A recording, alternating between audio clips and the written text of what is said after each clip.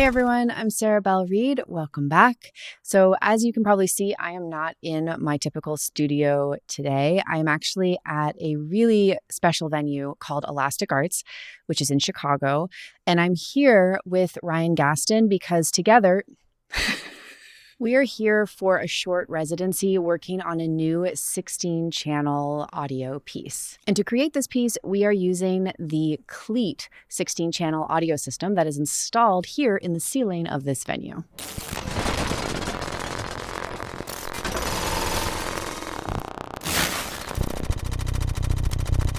So you can probably see behind me, there are hemispherical speakers suspended from the ceiling. And there are actually 16 of them in a 4x4 grid in the ceiling of the venue. If you've been following my channel for a little while, you may be familiar with some of the work that I've done in the past in quadraphonic or 4-channel surround sound. And I've also had the opportunity to compose a multi-channel work for an ambisonic dome at Arizona State University. So working with spatial audio is something that I'm really, really passionate about. I think it just opens up a whole new dimension to how we think about designing sound and interacting with sound. So I thought it would be interesting to film a little bit as we are working here in the venue, share a little bit with you about the way that we are approaching composing this 16-channel piece of music, some of the ideas and techniques that we are exploring, and of course, share some of the resulting sounds and music with you as well.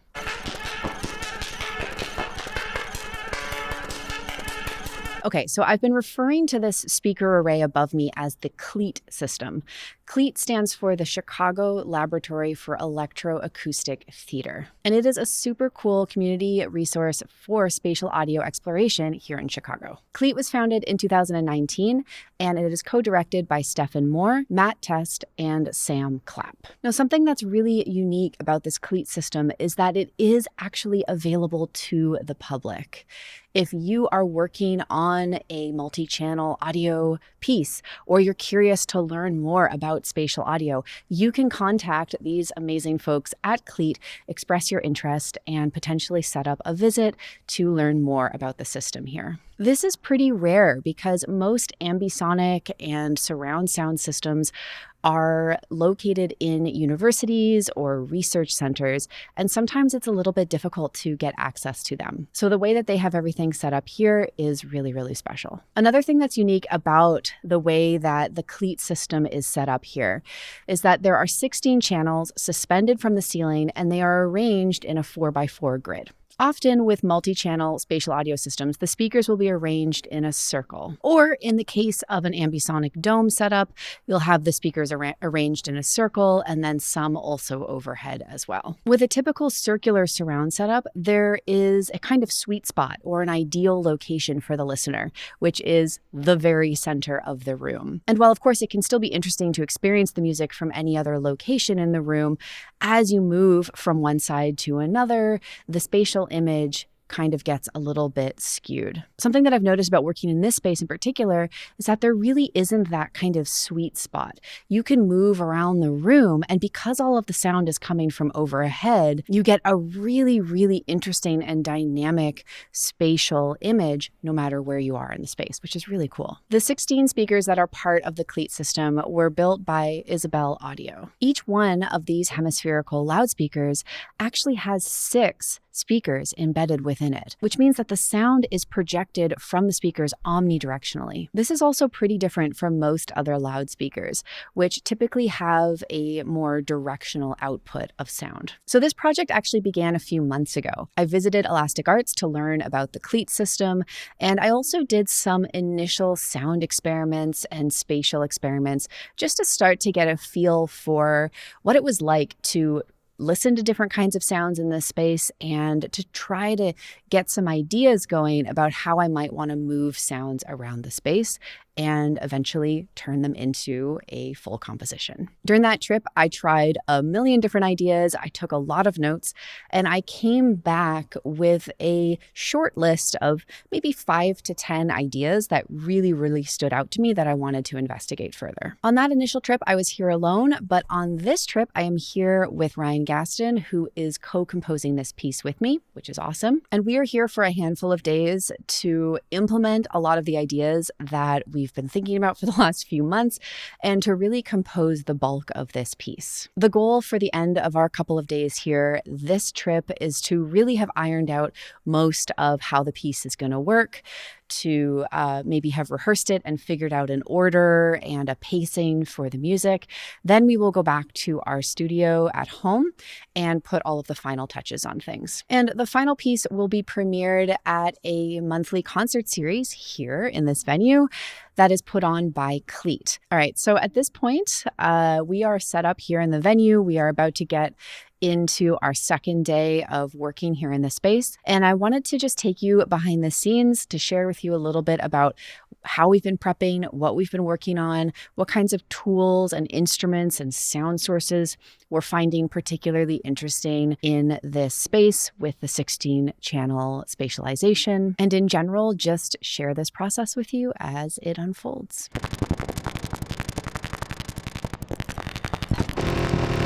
So in our past music, we've done a lot of work with granular processing, taking in either live microphone input or pre-recorded samples, of other sounds, and breaking them up into lots of tiny pieces and kind of manipulating the grains. So that was one of the first ideas that we had that we really wanted to explore in the space, and it's turning into something that I think is going to be a pretty central part of this piece. So do you want to talk a little bit about the granular patch? Yeah, so this is a sort of variation on a Max patch that we've been using for different projects since, 2017 or 2018. It's shown up in a lot of Sarah's music, and you may have heard it before.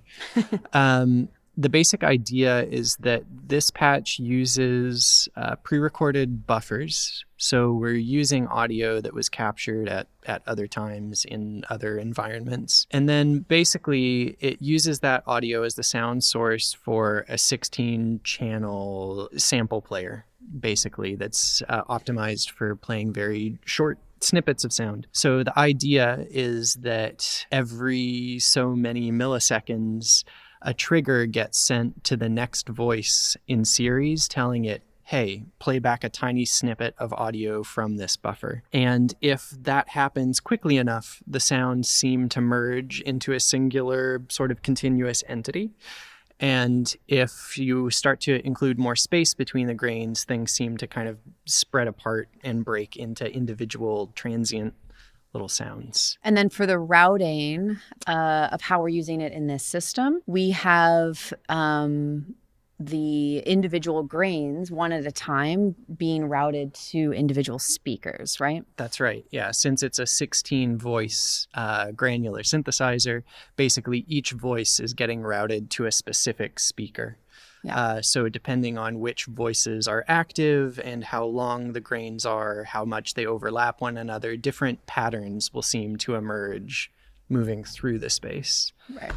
Okay, so for like a little test, we have a short grain size and a not super fast speed. So we should hear the sound individually in each speaker kind of snaking its way across the grid. Obviously, this will be hard to hear on the camera, but...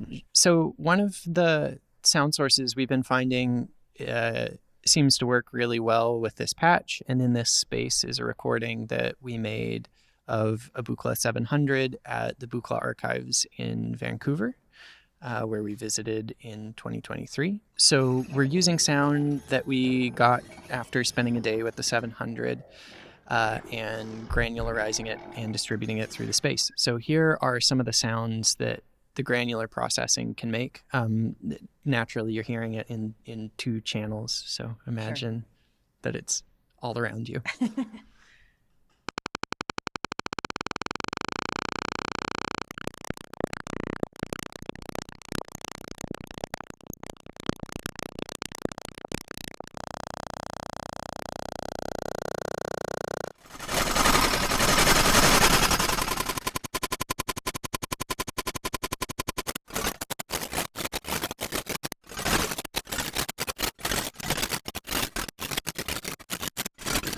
Yeah, to me, it all just sounds like there's this incredibly huge machine or like network of machines that are like rearranging themselves on the ceiling. That's like the best way I can describe this Yeah, sound. it's really cool. It's wild to hear everything coming from above. Like it kind of dawned on me recently how unusual it is to hear sounds like this coming from above, right? Like Yeah. we're so used to hearing things from the side or coming like straight at us or maybe behind us if you're working with like a quadraphonic setup or something.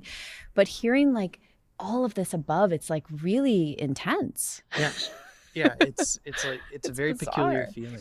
One of my favorite sounds that I discovered in my initial explorations and will definitely be making an appearance in the piece is using an extremely small grain size. So it's just this tiny, tiny little click and pitching up the grains really, really high and then adding in a fair bit of randomness also to the speed of the grain playback.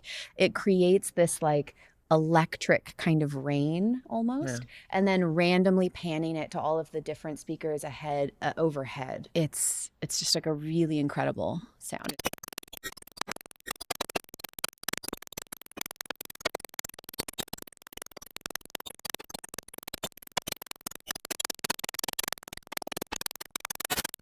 So one of the things we wanted with this piece was to really be physically involved in interacting with the sound and like spatializing it and moving it around the room. So this patch has all of these different controls, grain rate, the position in the buffer, the grain size, different random indices and things like that. And instead of just setting it up and letting it kind of run itself, we wanted to come up with different ways to manually play and perform these parameters. So there's a couple different ways that we're doing that. So one of the ways that we've decided to approach playing the patch is by sort of repurposing this instrument that I built, which is called Mapper. Basically, so far, we're really only using the bottom half of it, which is a MIDI controller. With a couple of joysticks and a bunch of random number generators built in, and a routing matrix that allows you to define outgoing CC values using those random number generators or the joysticks. Ordinarily, this controller would just be used with this, which is a sound generator, but it is just a MIDI controller. So we've kind of run a USB cable haphazardly out the back of the enclosure to connect to the computer, so that we can use this to interact with the Max Patch, just using the joysticks to control a bunch of the granular parameters. What's really interesting about using joysticks for this in particular, as opposed to just, individual sliders, like one slider or one knob per parameter, is that you end up coupling parameters together, right? Yeah. Because it's the X and the Y movement of the joystick, which sort of means in a way that you have less discrete control over individual parameters, but it also means that you get to some really interesting kind of coincident results or like couplings that you wouldn't get to otherwise. Yeah, and it becomes something that once you practice with it a little bit, you sort of develop like an intuitive understanding of how like different regions of the joystick or combinations of regions of the two joysticks will result in sound. So for example, we're coupling together the grain rate with the position in the buffer. Yes. Right. So as we're scrubbing through the buffer on the x-axis here, the y-axis, or maybe it's vice versa, is connected to the actual rate of grains. Yeah. And then on this joystick, we're coupling together the playback speed with the window size. Right. Yeah. You want to hook it up and see what it sounds like? Yeah. Let's do.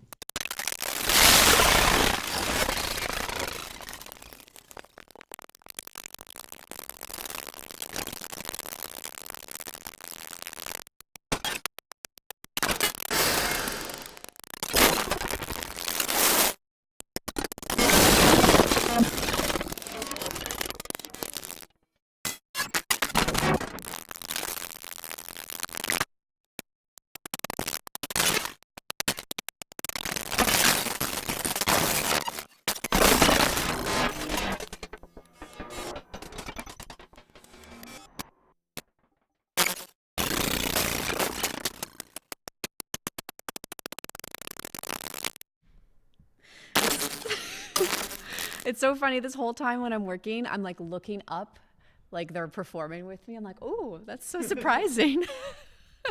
It's really cool. So when Sarah first came to Elastic Arts to work on this piece and was talking to me about some of the things she was trying that worked in the space, there were a handful of ideas that sort of inspired me to work on different tools that we could use in the space.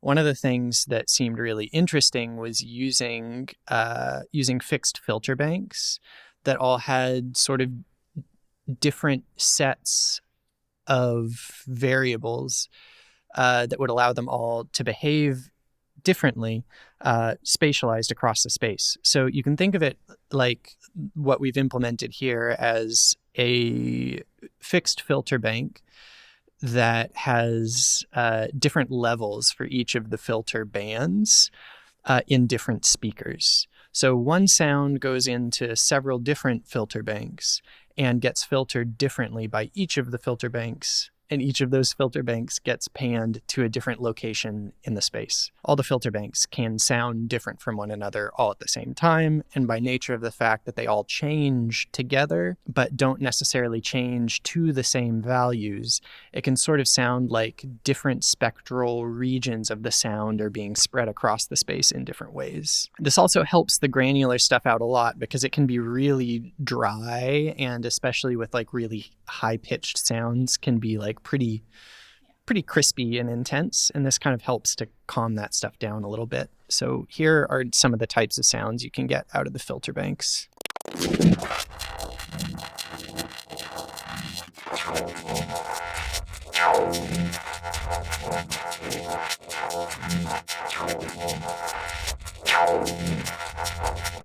So for contrast, here's the unfiltered sound.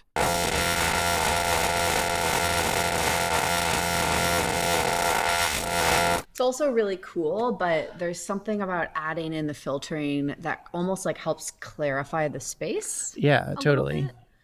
And I wonder if it's just because it's not like a full spectrum sound everywhere all at once. Yeah. Right? It's like kind of shifting frequencies help us understand kind of the movement between the speakers. Yeah. So here again, we'll do the unfiltered sound and we'll fade gradually toward the filtered sound.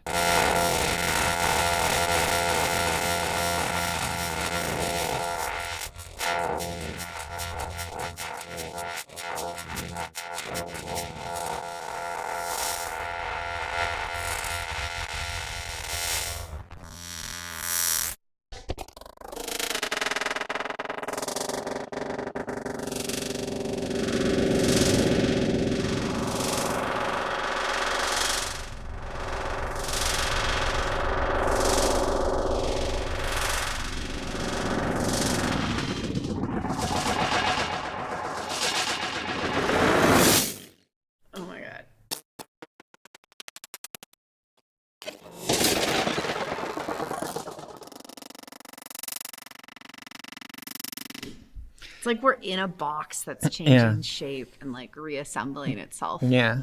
Ugh, so good. We've also set it up so that the different aspects of the filter banks can also be controlled from the joystick controller. So I'm just going to set it up now so that the filtering characteristics are randomized as as we play.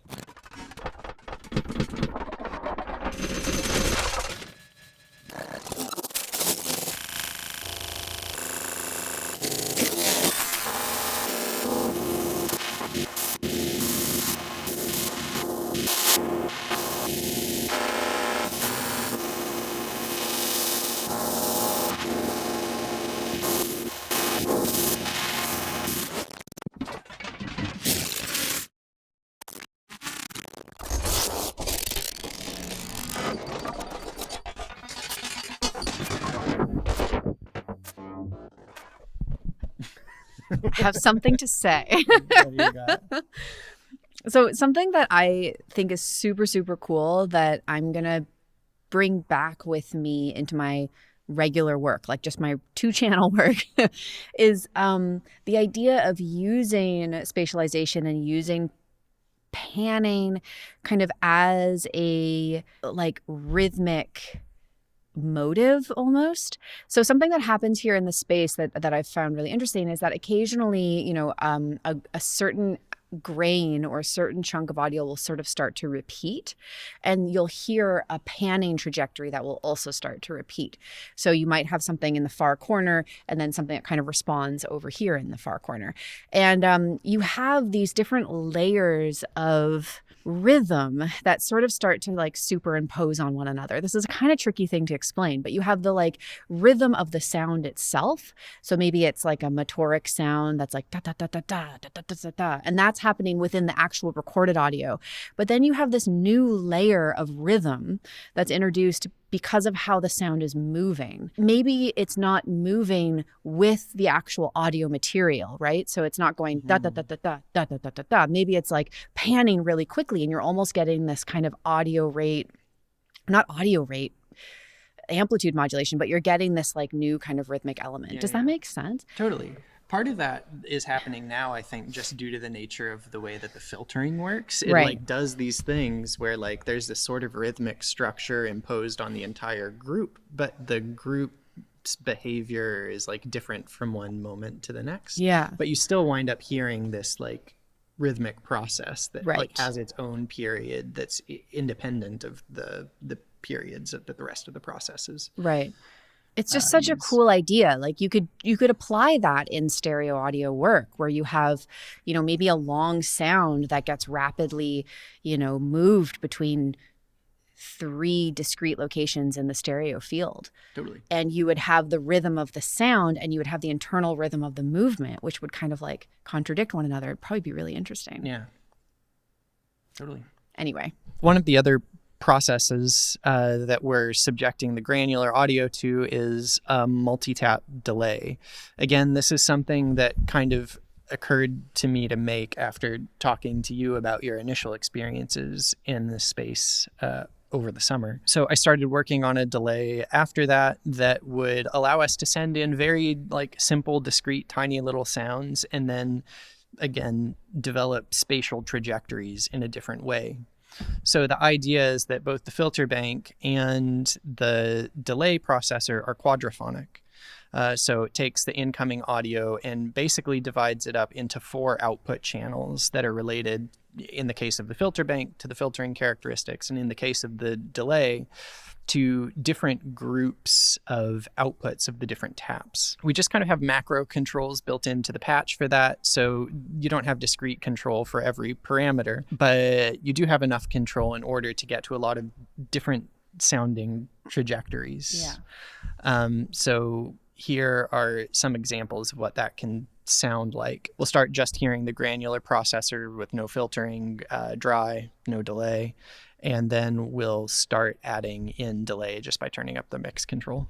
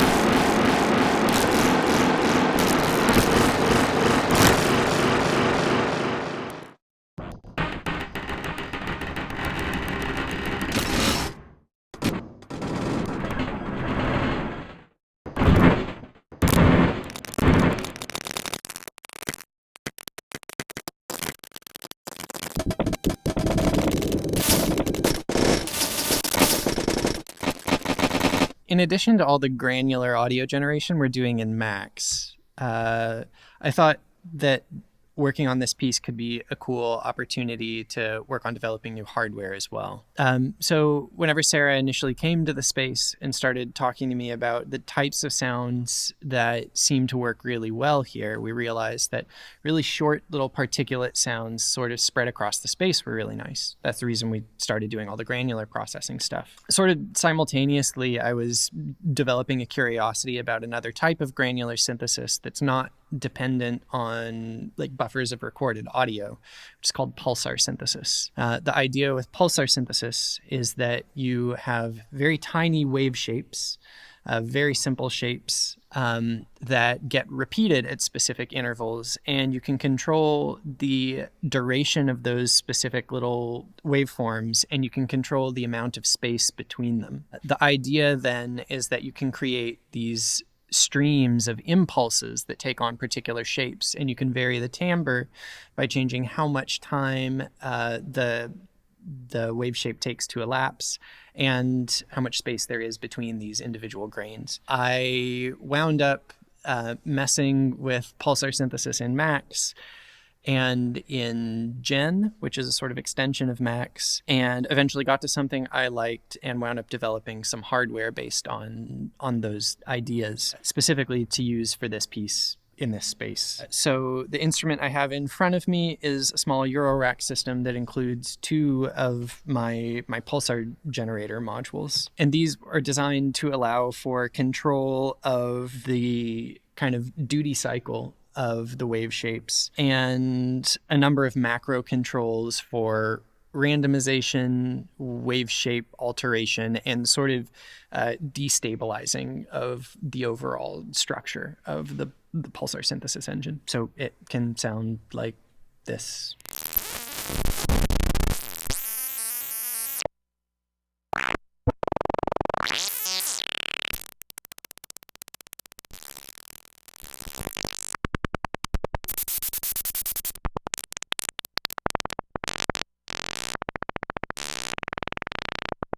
And all of that is just using a single pulsar generator to generate those sounds. But again, I have two of them, so I can do these sorts of timbres layered with one another or alternating with one another in different ways.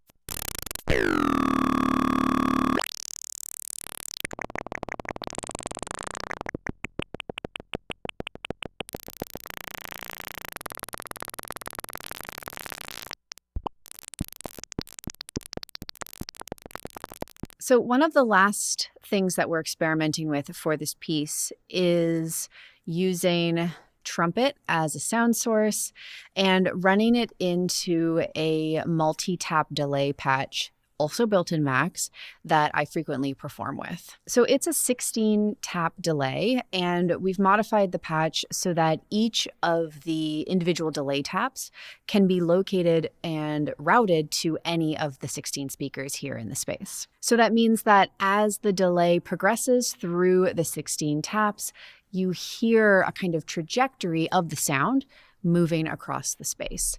And we have the ability to dynamically alter the kind of contour of the delay taps, both in terms of how loud they are and where they're routed, which means that that trajectory will dynamically change. And it can create some really, really interesting patterns in the space. So some of the sounds that work really, really well with this setup are, once again, little short transient sounds. Trumpets are great at creating those kinds of sounds when you treat them more like just like plumbing, like tubes that you can kind of, blow into and spit into and make little popping sounds with.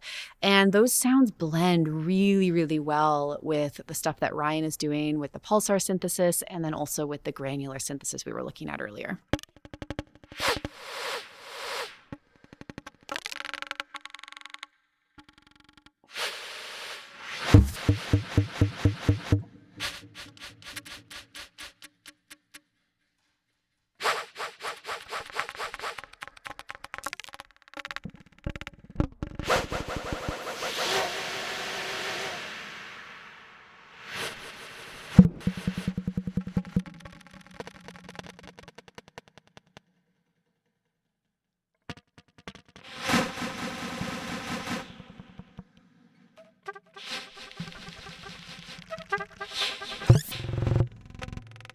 So while you can't hear the, true spatial trajectory in this recording, you can probably still hear that the individual sounds, I put one sound into the microphone and then we hear this kind of like scuttling tail of 16 little delayed sounds, and those are moving across the stereo image. So you can kind of just imagine that, but translated onto the ceiling and having the sounds kind of snaking around the space overhead, which is really, really cool. So the other element to this patch that we're exploring that I think is working really well is this latching area here. So basically what this does is it grabs a little bit of sound, and instead of just putting it into the 16 tap delay and having it kind of go through the process once, it latches the sound and it kind of creates a loop.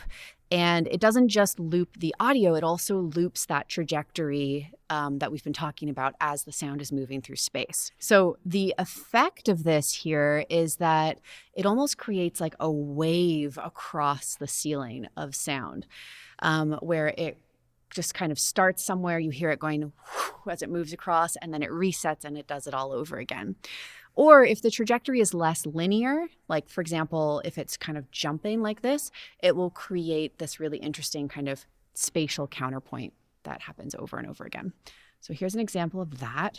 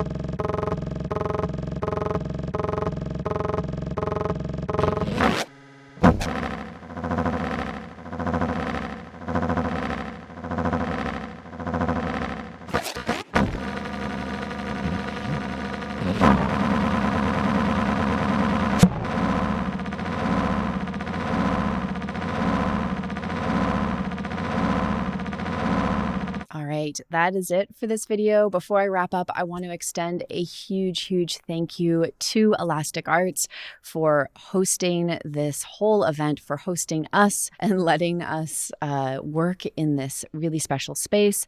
Really big thank you to CLEAT and Stefan Moore, Sam Clapp, and Matt Test for installing this system and for making it available to artists who are curious about sound. For those of you who are curious to learn more about this CLEAT system or just about working with spatial audio, multi-channel audio in general, I want to make sure you know that in conjunction with Elastic Arts and Experimental Sound Studio, CLEAT presents a series of artist-led introductions to working with spatial audio in the form of workshops and artist talks. You can go to cleat.info to learn more about this system and to find a calendar of upcoming events. And if you're interested in hearing more of the music that came from this project, I would love to ask you just to stay tuned because Ryan and I are working on putting together a stereo or a binaural mix. We're not exactly sure how it's going to come together yet, but some kind of mix of this 16-channel work that we can share with you. And finally, if you are looking for a community of people who are passionate about things like experimental sound and modular synthesis, or if you're interested in behind-the-scenes content and unreleased music, then I would love to invite you to check out and possibly join my Patreon community. You can learn more by going to patreon.com/SarahBelleReid. All right, I think that's it for this one. As always, thank you so much for watching and for listening, and I'll see you next time.